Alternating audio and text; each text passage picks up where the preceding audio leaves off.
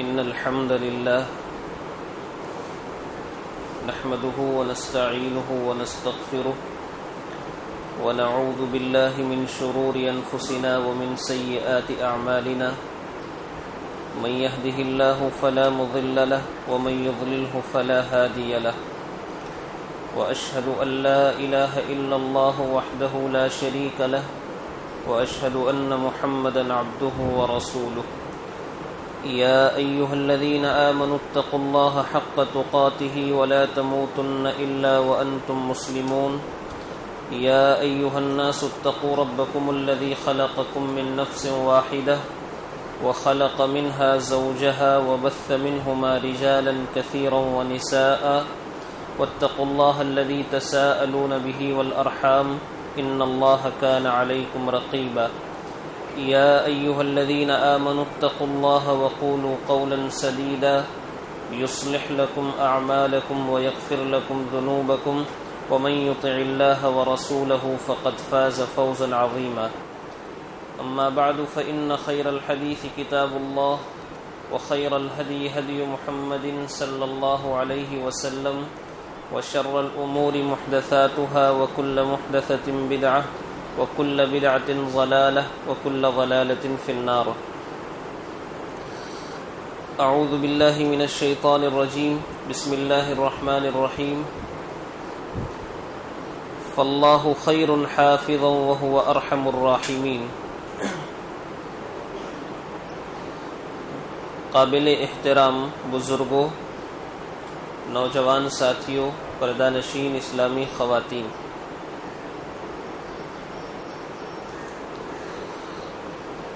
اس وقت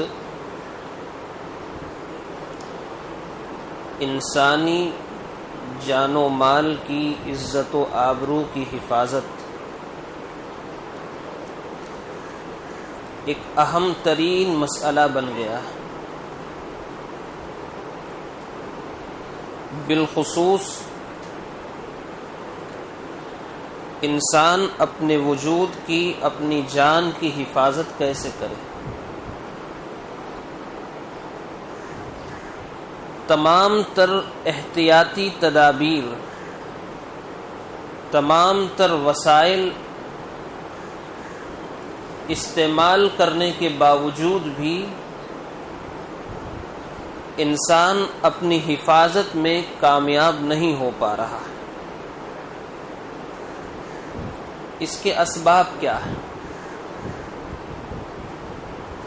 انسان اپنی حفاظت کیسے کرے؟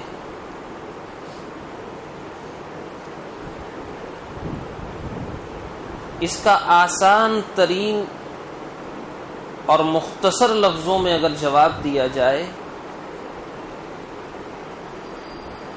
تو یہ کہ انسان اپنے دین کی حفاظت کر لے، اللہ اس کی حفاظت کر لے گا۔ جب دین محفوظ نہیں رہتا ہے اور زندگی منمانی گزرتی ہے تو نہ انسان کا دین محفوظ رہتا ہے، نہ انسان کی جان، مال، عزت و آبرو، کوئی چیز محفوظ نہیں رہتی۔ اسی لیے آپ دیکھیں رسول اکرم صلی اللہ علیہ وسلم یہ تعلیم بچوں کو دیتے تھے، بڑوں کو نہیں۔ بڑے تو جانتے ہی تھے، بڑے تو سمجھتے ہی تھے کہ ہماری حفاظت ہمارے دین میں ہے۔ آج المیہ یہ ہے کہ بڑوں کو سمجھانا پڑ رہا ہے، بڑوں کو تعلیم کی ضرورت ہے۔ دور صحابہ میں بچوں کو ایسی تربیت دی جاتی تھی کہ بڑے ہونے کے بعد یہ سمجھانا نہیں پڑتا تھا کہ تمہارے دین میں تمہاری حفاظت ہے۔ آج المیہ اور آج تصویر الٹی ہو چکی۔ حضرت عبداللہ ابن عباس رضی اللہ تعالی عنہما چھوٹے سے بچے ہیں، پیارے نبی صلی اللہ علیہ وسلم نے بہت ساری نصیحتیں انہیں فرمائی تھی۔ ان نصیحتوں میں پہلی نصیحت کیا تھی؟ احفظ اللہ یحفظک، اللہ کے دین کی حفاظت کرو، اللہ تمہاری حفاظت کرے گا۔ احفظ اللہ تجدہ تجاہک، اللہ کے دین کی حفاظت کرو، تم اللہ کی مدد اپنے سامنے پاؤ گے۔ اب کیا معنی ہے؟ اللہ کے دین کی حفاظت کیسے ہم کریں کہ اللہ کی مدد ہمارے شامل حال رہے، امن و امان ہمیں حاصل ہو، ہماری ہر چیز محفوظ رہے، بلاؤں سے، پریشانیوں سے، مصیبتوں سے ہم بچے رہیں۔ بھائیو، پہلی چیز ہمارا عقیدہ محفوظ ہو۔ عقیدے کی حفاظت کے بغیر اس دنیا میں امن کا وجود ناممکن ہے۔ ہم جو امن و امان کے خواب دیکھ رہے ہیں، جو تبصرے کر رہے ہیں، جس کی تمنائیں اور امیدیں کر رہے ہیں، یہ عقیدے کی اصلاح کے بغیر ممکن نہیں ہے، یہ یاد رکھیے۔ قرآن کریم کیا کہتا ہے؟ اللہ نے ارشاد فرمایا، الذین آمنوا ولم یلبسوا ایمانہم بظلم، جو لوگ ایمان لائے اور ان کا ایمان، ان کا عقیدہ شرک سے محفوظ رہا، اولئک لہم الامن، انہی لوگوں کے لیے امن ہے۔ گویا کہ مسلم سماج اور معاشرے میں بھی شرک ہے، اسی لیے تو اللہ نے کہا کہ جو لوگ ایمان لائے اور انہوں نے اپنے ایمان کو شرک سے محفوظ رکھا۔ آج شرک کی نہ جانے کتنی شکلیں ہمارے سماج کے اندر پائی جا رہی ہیں۔ عقیدہ وہی صحیح ہے جو قرآن و سنت کے مطابق ہو، اس لیے ہر پل، ہر دن اپنے عقیدے کو قرآن و سنت کی تعلیمات کی روشنی میں پیش کرے۔ اگر ہمارا عقیدہ قرآن و سنت سے میل کھاتا ہے تب تو صحیح ہے، اگر ہمارا عقیدہ قرآن و سنت سے ہٹ کر ہے، وہ چاہے کتنا ہی اچھا ہو اور سماج کی اکثریت اگر اس پر عمل پیرا بھی ہو، لیکن وہ عقیدہ صحیح نہیں ہوگا۔ تو پہلی چیز میری اور آپ کی ذمہ داری اور میری اور آپ کی حفاظت عقیدے میں منحصر ہے۔ اسی لیے آپ دیکھیں جو برباد قومیں ہیں، ان کی بربادی کا اہم ترین سبب کیا تھا؟ سب سے بڑا سبب جو قرآن بیان کرتا ہے، آپ سورہ روم کو پڑھیے، قل سیروا فی الارض، اے رسول آپ ان سے کہیے کہ زمین میں ذرا چلو پھرو، فانظروا کیف کان عاقبۃ الذین من قبل، اور جو پہلی قوموں کا انجام ہوا اسے بھی دیکھو، اللہ نے کیوں ان کو برباد کیا، ان کی ہلاکت، ان کی تباہی کا سبب کیا تھا؟ قرآن کہتا ہے کان اکثرهم مشرکین، ان میں سے اکثر لوگ مشرک تھے، شرک نے تباہ کر دیا، شرک نے برباد کر دیا۔ تو ہماری حفاظت کا پہلا قدم، پہلا زینہ اور پہلا سبب اپنے عقیدے کی اصلاح ہے۔ عقیدے کے بعد جو دوسرا نمبر آتا ہے، یہ تو ہے نہیں کہ ہم نے کلمہ پڑھ لیا اور ہماری ذمہ داری ختم ہو گئی، بلکہ کلمہ پڑھنے کے بعد ذمہ داری اور تقاضے بڑھ جاتے۔ عقیدہ توحید کے بعد سب سے جو بنیادی سبب ہماری حفاظت کا ہے وہ نماز کا ہے۔ اور آپ یاد رکھیں، جو قوم نمازوں میں جتنی پیچھے رہے گی، اللہ تبارک و تعالی اس کو کبھی آگے نہیں بڑھاتا، کبھی اس کی حفاظت نہیں ہو سکتی۔ آپ ایک روایت کو سامنے رکھیں، حالانکہ اس پر بھی تفصیلی گفتگو ہو سکتی ہے۔ پیارے نبی صلی اللہ علیہ وسلم فرماتے ہیں، من صلی صلاۃ الصبح فهو فی ذمۃ اللہ جس نے صبح کی نماز پڑھی وہ اللہ کی حفاظت میں آ گیا۔ اب بتائیے، جس آدمی کی نماز صبح ہی محفوظ نہیں ہے وہ خود کیسے محفوظ ہوگا؟ ہم اطمینان سے نیند لے رہے ہوں اور اٹھنے کے بعد یہ سوچے کہ ہمارا سب کچھ ٹھیک ٹھاک ہو، یہ ممکن ہی نہیں ہے۔ اس لیے کہ پیارے نبی صلی اللہ علیہ وسلم فرماتے ہیں جس شخص نے صبح کی نماز پڑھی وہ اللہ کی حفاظت میں ہے، جس شخص نے نہیں پڑھی وہ غیر محفوظ انسان ہے۔ کبھی بھی کسی بھی حادثے کا وہ شکار ہو سکتا، کبھی بھی کسی بھی پریشانی میں وہ مبتلا ہو سکتا۔ بھائیو، ہم اپنی مساجد کا حال دیکھیں، یہ پورے معاشرے کی بات کر رہا ہوں، ساری مساجد کی صورتحال کا جائزہ لے۔ کیا محلے میں، قوم میں صرف اتنے ہی افراد ہیں کہ پورے محلے میں اگر دیکھا جائے فجر کی نماز میں بمشکل ایک صف، اور پھر آپ یہ کہیں کہ یہ بیماری کیوں نہیں جا رہی ہے، پریشانیوں کے یہ بادل کیوں نہیں چھٹ رہے ہیں؟ اس کا سبب ہم خود ہیں، اس کے ذمہ دار ہم خود ہیں۔ اس لیے کہ اللہ کے نبی علیہ الصلاۃ والسلام نے حفاظت کے جو نسخے ہمیں اور آپ کو بتلائے ہیں وہ ہم نے نہیں اپنائے۔ من صلی صلاۃ الصبح فہو فی ذمۃ اللہ، جس شخص نے صبح کی نماز پڑھی وہ اللہ کی حفاظت میں آ گیا۔ یہ نمبر 2۔ اور آگے آئیے، نماز پڑھ لی، نماز پڑھنے کے بعد رسول اکرم صلی اللہ علیہ وسلم نے کچھ اذکار بھی بتلائے ہیں، اور یہ وہ نسخے ہیں جس کے بارے میں گارنٹی ہے، اگر ایمان اور یقین کے ساتھ انہیں پڑھا جائے، ان پر عمل کیا جائے تو پیارے نبی صلی اللہ علیہ وسلم نے گارنٹی دی ہے، ضمانت لی ہے کہ انسان محفوظ رہے گا۔ آپ نے بہت ساری دعائیں بتلائی ہیں۔ دیکھیے، یہاں پر ایک بات اور بتا دوں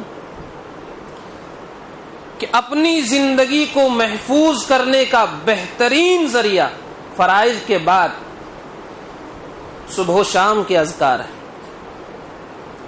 اب پیارے نبی صلی اللہ علیہ وسلم کی دعاؤں کو پڑھ لیں، دنیا کی کون سی خیر ایسی نہیں ہے جو صبح و شام کے اذکار میں نہیں مانگی گئی، اور دنیا کا کون سا ایسا شر ہے جس سے پناہ طلب نہیں کی گئی۔ آج مسلمان کو بھی کسی ویکسین کی ضرورت ہے، آج مسلمان کو بھی کسی ویکسین کا انتظار ہے۔ ارے اللہ کے نبی علیہ الصلاۃ والسلام نے دنیا کے شر اور دنیا کی آفات سے محفوظ رہنے کے لیے وہ سارے نسخے بتا دیے ہیں، لیکن ہم اپنا نہیں رہے نا، ان اوقات کی پابندیاں نہیں ہو رہی۔ اللہ کے نبی علیہ الصلاۃ والسلام فرماتے ہیں کہ جس شخص نے صبح و شام کو یہ دعا 3 مرتبہ پڑھ لی، کوئی چیز اسے نقصان نہیں پہنچائے گی۔ اب فرماتے ہیں بسم اللہ الذی لا یضر مع اسمہ شیء فی الارض ولا فی السماء وهو السمیع العلیم، اللہ کے نام کے ساتھ یہ دعا پڑھ رہا ہوں، اس کے نام کے ساتھ زمین و آسمان کی کوئی چیز نقصان نہیں پہنچا سکتی، وہ سننے والا ہے، وہ جاننے والا ہے۔ لیکن بھائیو، اگر ہم اٹھیں گے تب نہ یہ پڑھیں گے، اس کے لیے بیدار ہونا ضروری ہے۔ اسی طرح سے معوذتین ہیں، سورہ اخلاص ہے، آپ نے فرمایا کہ جو شخص صبح کو 3 مرتبہ پڑھ لے، دنیا کی ہر پریشانی، ہر نجات سے یہ چیزیں کافی ہیں۔ لیکن عمل کہاں ہے؟ میں ایسا نہیں کہہ رہا ہوں کہ سماج میں عمل کرنے والے لوگ نہیں ہیں، لیکن وہ تعداد بہت تھوڑی ہے، نہ کرنے والوں کی تعداد بہت زیادہ ہے۔ ایک یہ، اور بھی بہت سارے اذکار ہیں، انسان اس کا اہتمام کرے۔ اب ہم نے نماز پڑھ لی، اذکار پڑھ لیے، لیکن خطرات پھیلے ہوئے ہیں۔ ہمیشہ انسان مسجد میں اور گھر میں رہ نہیں سکتا، اس لیے کہ اس کی ضروریات گھر سے باہر کی ہیں، اسے باہر نکلنا، لیکن باہر شر، گمراہیاں، پریشانیاں پھیلی ہوئی ہیں، اور اتنی ہیں کہ ایک سے نکلے تو دوسرے میں پڑ سکتا ہے، دوسرے سے نکلا تو تیسرے میں پڑ سکتا ہے۔ کیا کرے گا آدمی؟ کس کس سے لڑے گا وہ؟ چھوٹا سا نسخہ پیارے نبی صلی اللہ علیہ وسلم نے بتا دیا ہے، اور وہ نسخہ کیا ہے؟ اگر ایمان اور یقین کے ساتھ پڑھا جائے تبھی وہ کامیاب نسخہ ہوگا۔ اب دیکھیے، جو ایمان و یقین کا میں ذکر کر رہا ہوں نا، وہ اس لیے ابھی جو دعا میں نے ذکر کی، بسم اللہ الذی لا یضر مع اسمہ شیء، اس حدیث کے جو راوی ہیں وہ بیمار ہو گئے، ان کو اٹیک آ گیا فالج کا۔ لوگوں نے پوچھا کہ اس حدیث کے اور اس دعا کے راوی آپ ہی تو ہیں نا، اور آپ بیمار کیسے ہو گئے؟ آپ پریشانی میں مبتلا کیسے ہو گئے؟ کہنے لگے کہ آج میں نے یہ دعا پڑھی ہی نہیں تھی، میں بھول گیا تھا۔ تو بھائیو، اللہ کے رسول کی احادیث اور اللہ کے رسول کے بتلائے ہوئے نسخے غلط نہیں ہو سکتے، ہمارے عمل میں کمزوری ہو سکتی، ہمارا عمل چھوٹ سکتا ہے، لیکن اللہ کے رسول صلی اللہ علیہ وسلم نے جو احادیث بتلائی ہیں اس میں کمی بیشی نہیں ہو سکتی۔ اب ہم گھر سے باہر نکلیں، باوجود احتیاط کے نکلنا تو پڑتا ہی ہے، باوجود احتیاط کے انسان پریشانی میں، بیماری میں مبتلا ہو سکتا ہے، کیا کرے اس کے لیے؟ ہمارے دین نے بھی ہمیں کچھ بتایا ہوگا نا، کیا بتایا؟ اللہ کے نبی صلی اللہ علیہ وسلم نے ایک چھوٹی سی دعا بتلائی، جب گھر سے باہر نکلے تو یہ پڑھ لے، بسم اللہ توکلت علی اللہ لا حول ولا قوت الا باللہ۔ اس کے کیا فائدے ہیں؟ اللہ کے نبی صلی اللہ علیہ وسلم نے اس کے فائدے کیا بتلائے؟ آپ نے 4 باتیں بتائی۔ نمبر 1، جب انسان یہ دعا پڑھ کر نکلتا ہے، فرشتہ اس کے بارے میں 4 باتیں کہتا ہے۔ ہدیتا، تجھے ہدایت دے دی گئی۔ بھائی گھر سے باہر نکلتا ہے، گمراہی کے امکانات بھی ہے نا، شیطان نے گمراہیوں کے جال پھیلا رکھے ہیں، دوستوں کی شکل میں، اور بہت ساری گمراہیاں ہیں۔ کہیں کسی غلط دوست کا عادی نہ ہو جائے اور دوست انسان کی گمراہی کا سبب نہ بن جائے۔ کبھی اور بہت ساری وجوہات ہیں جن کے پھندے میں آ کر کے انسان گمراہیوں کا اور برائیوں کا شکار نہ ہو جائے۔ تو پہلی چیز جس سے انسان محفوظ ہوتا ہے اس دعا کو پڑھ کر کے، وہ گمراہی ہے۔ ہدیتا، تجھے ہدایت دے دی گئی۔ نمبر 2، ووقیتا، تجھے بچا لیا گیا۔ بہت سارے حادثات، انسان اپنے راستے پر چل رہا ہے، پیچھے سے کسی نے آ کر کے ٹکر مار دی، آپ کیا کر سکتے ہیں؟ وائرس پھیلا ہوا ہے، کبھی بھی آپ کو لگ سکتا ہے، آپ کتنا محفوظ رہیں گے؟ آپ کو دکھ بھی نہیں رہا۔ یہ غیر مرئی وائرس، نہ دکھنے والے وائرس نے انسان کو پریشان کر رکھا ہے۔ تو فرمایا کہ وہ وقیتا، دوسری بات اس کے لیے کہی جاتی، تجھے بچا لیا گیا۔ وکفیتا، اور تیرے لیے اللہ کافی ہے۔ اب بتائیے، جس کے لیے اللہ کافی ہو اسے کسی کی ضرورت ہے؟ چاہے انسان کتنا بھی اس کے خلاف تدبیریں، سازشیں اور چالیں چل لے، لیکن جس کے لیے اللہ کافی ہو اسے کسی اور سہارے کی پھر ضرورت نہیں ہے۔ اور نمبر 4، وَتَنَحَّى عَنْهُ الشَّيْطَانُ، شیطان بھی اس سے دور ہو جاتا ہے۔ یعنی ہیں چند کلمات، ہیں چند جملے، لیکن انتہائی مفید، انتہائی مؤثر، کہ شیطان جو شر کا سردار ہے، ان کلمات کے آگے وہ بھی بے بس۔ وَتَنَحَّى عَنْهُ الشَّيْطَانُ، پیارے نبی صلی اللہ علیہ وسلم فرماتے ہیں کہ شیطان بھی اس سے دور ہونے لگتا ہے۔ بھائیو یہ چھوٹی چھوٹی دعائیں ہیں. اب میں بہت ہی اختصار کے ساتھ وہ چیزیں ذکر کر رہا ہوں جو ہمارے لیے آسان بھی ہو سکتی ہیں اور ہم ان پر عمل بھی کر سکتے ہیں. اب دیکھیے، رات میں انسان اپنے بستر کی طرف آتا ہے. اکثر و بیشتر جرائم رات کے اندھیروں میں ہوتے ہیں. اکثر و بیشتر بلائیں، وبائیں اور پریشانیاں رات کے وقت نازل ہوتی ہیں. اسی لیے اللہ کے نبی علیہ الصلاۃ والسلام نے فرمایا کہ انسان اپنے برتنوں کو ڈھانک کر کے سوئے. اگر ڈھانکنے کے لیے کچھ نہ ہو، کوئی تنکے کے ذریعے سے ہی اس کے اوپر رکھ دے، اپنے دروازوں کو بند کر دے. رات کے وقت اپنے بچوں کو باہر نہ نکالے، شیطان پھیلتے ہیں غروب شمس کے وقت. آج یہ احتیاطی تدابیر کہاں ہیں؟ ہمارے بچے دھڑلے سے مغرب کے وقت گھوم رہے ہیں. چھوٹے چھوٹے بچوں کی حفاظت کا ذریعہ ہے یہ، جو ہماری شریعت نے ہم کو بتا دیا. اب اگر ہم عمل نہ کریں تو قصور تو ہمارا اپنا ہی ہے نا. انسان سونے کے لیے آتا ہے.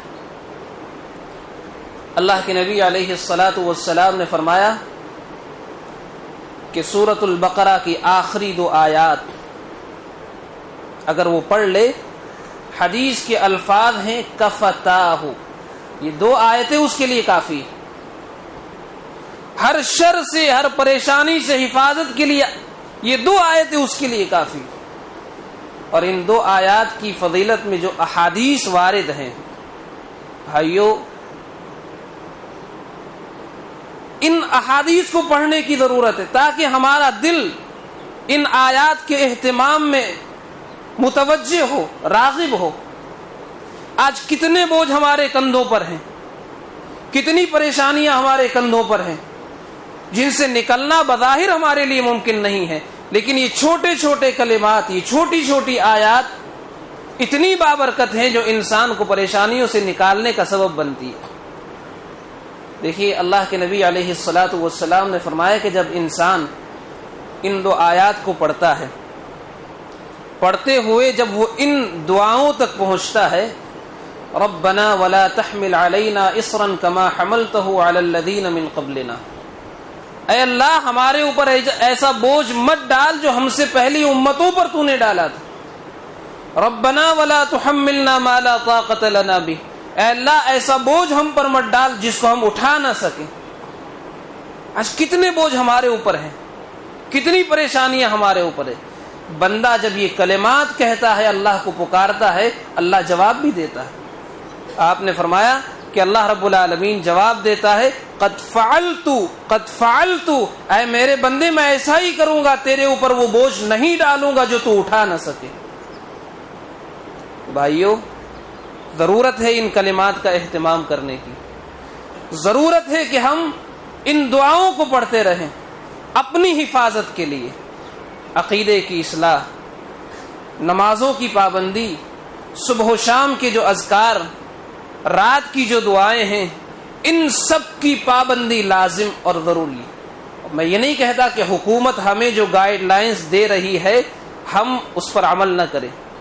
اس پر عمل کرنے کے ساتھ ساتھ زیادہ توجہ ان چیزوں کی طرف بھی ہونی چاہیے جو براہ راست اللہ تبارک و تعالی نے اپنے رسول کے ذریعے اپنی امت کو بتلائی.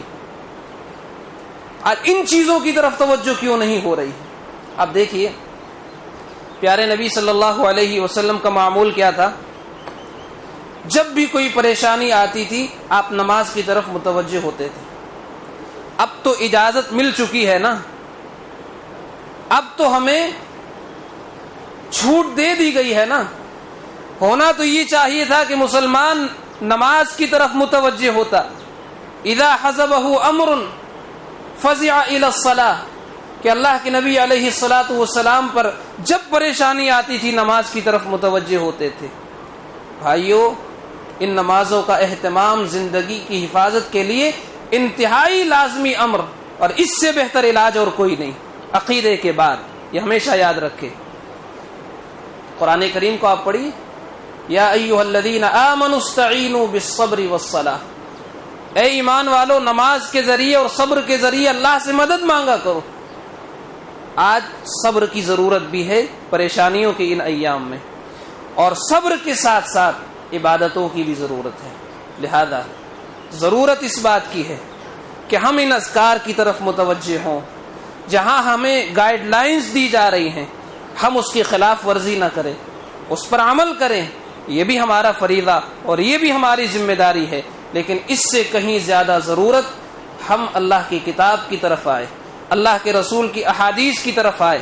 ذرا ہم کتاب و سنت کو کھنگال کر یہ بھی دیکھیں کہ شریعت نے پریشانیوں سے اور ہماری اپنی حفاظت کے لیے کیا کیا تدبیریں بتلائی ہیں، ہم ان تدبیروں کو بھی اپنانے کی کوشش کریں۔ آپ دیکھیں پیارے نبی صلی اللہ علیہ وسلم پر جب مصیبت آتی تھی، پریشانیاں آتی تھی، آپ یہی توحیدی کلمات پڑھتے تھے، یا حی یا قیوم برحمتک استغیث، اے ہمیشہ زندہ رہنے والی ذات، تیری رحمت کے ذریعے میں تیری مدد چاہتا ہوں۔ اللہ کے نبی علیہ الصلاۃ والسلام یہ کلمات پڑھا کرتے تھے، لا الہ الا اللہ العظیم الحلیم، لا الہ الا اللہ رب العرش العظیم، لا الہ الا اللہ رب السماوات ورب الارض ورب العرش الکریم۔ آج حیرت ہوتی ہے، دیکھیے دنیا کے اندر اللہ سے زیادہ کوئی ایسی ذات نہیں ہے جو اپنے بندے کی بہت جلدی مان جاتی ہو۔ بندہ اللہ کو منانے کی کوشش کرے اور اللہ نہ مانے، ایسا ہو نہیں سکتا۔ لیکن آج 8-9 مہینے کا یہ وقفہ گزر چکا، لیکن پریشانیاں چھٹ نہیں رہی ہیں، بلکہ اب امکانات بڑھتے جا رہے ہیں کہ ہو سکتا ہے کہ مزید بڑھ جائے۔ آخر وجہ کیا ہے کہ اللہ تبارک و تعالی نے اس پریشانی کو ٹالا نہیں ہے۔ کہیں نہ کہیں ہماری غلطیاں، ہماری کوتاہیاں اور ہماری فرائض سے غفلت کا یہ نتیجہ ہے کہ ہم ابھی بھی اس طرف متوجہ نہیں ہوئے جس طرف اللہ ہم کو بلانا چاہتا ہے۔ عذاب کا اور پریشانیوں کا مقصد بندوں کو پریشان کرنا نہیں ہوتا، بلکہ مقصد یہ ہوتا ہے کہ بندے اللہ کے دین کی طرف واپس پلٹ آئیں، گناہوں سے توبہ کی طرف، برائیوں سے نیکیوں کی طرف، شرک سے توحید کی طرف، بدعت سے اتباع سنت کی طرف انسان متوجہ ہو جائے۔ اصل مقصد یہی ہے۔ اگر انسان آج سچی توبہ کر لے، اجتماعی توبہ ہو جائے، جو اجتماعی پریشانیاں ہیں، اجتماعی جو گناہ اس وقت سماج میں ہو رہے ہیں، انفرادی گناہوں سے انسان توبہ کر لے تو بہاریں اور امن و امان، یہ مصیبت بہت جلدی دور ہو سکتی ہے، امن و امان قائم ہو سکتا ہے، یہ بہاریں آ سکتی ہے جس کے ہم شدید منتظر ہیں۔ اللہ تبارک و تعالیٰ سے دعا ہے رب العالمین ہم سب کو دین پر چلنے کی توفیق عطا فرمائے۔ رب العالمین ہم سب کو اپنے عقائد کی، اپنے اعمال و اخلاق اور معاملات کی اصلاح کی توفیق عطا فرمائے۔ رب العالمین جو بیمار ہیں انہیں شفا عطا فرما۔ رب العالمین جو پریشان حال ہیں ان کی پریشانیوں کو دور فرما۔ رب العالمین جو قرض کے بوجھ میں دبے ہوئے ہیں اللہ ان کے بوجھ کو ہلکا کر دے۔ وآخر دعوانا ان الحمد للہ رب العالمین۔